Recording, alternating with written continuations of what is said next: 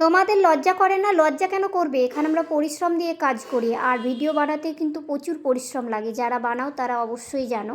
আর তোমরা অনেকেই বলছো কেন সিভিকের ড্রেস পরে আমি আমার বরের সঙ্গে ছবি তুলি। আমার বর যদি ব্যস্ত থাকে, তাকে সময় না পায়, তাহলে ওইভাবে আমি তুলি। আর সবই যে সিভিকের দিয়ে তুলি তা না, অনেক নর্মাল ড্রেসে ভিডিও আছে, ছবি আছে, হয়তো তোমাদের কাছে পৌঁছায় না। যেগুলো পৌঁছায় না সেগুলোই বলো।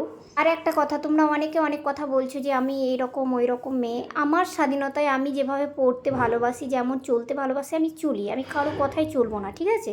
আমার গার্জিয়ান হচ্ছে আমার হাজবেন্ড, সে যেটা ভালো বুঝবে সেটাই করবে। আমার নিজের স্বাধীনতায় আমি বাঁচতে চাই, নিজের মতো করে চলতে চাই। আর আমি এই জায়গাটা একবারই সহজে পাইনি, আমাকে বহু পরিশ্রম করতে হয়েছে, অনেক কষ্ট করে এই জায়গায় আসতে হয়েছে। একবার করে দেখাও, তাহলে ঠিক বুঝতে পারবে। তোমরা তো অনেক কমেন্ট করে চলে যাও, যাও এখনকার দুনিয়ায় কিছু করে দেখাও, তাহলে জানবো। যাই হোক, আমি কিন্তু রেগে গেছিলাম। তোমাদেরকে অনেকের অনেক প্রশ্ন আছে, অনেক কথাবার্তা আছে। আমার একটা ভালো লাগে কি জানো তো, তোমরা 10টা খারাপ কমেন্ট করলেও আমার 7টা কিন্তু কমেন্ট ভালো আসে।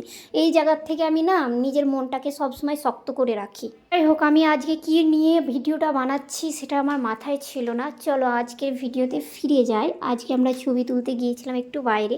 বাইরের ওয়েদার এতটাই বাজে ছিল যে ছবি ভালো আসছিল না, তবুও কিছুটা ছবি যতটা পেরেছি করেছি। তারপরে বাড়ি চলে এসেছিলাম।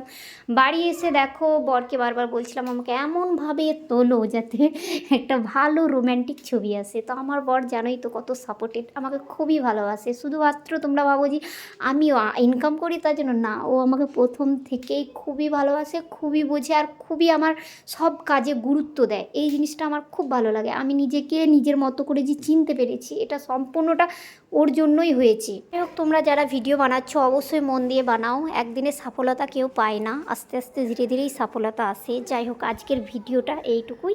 বাই।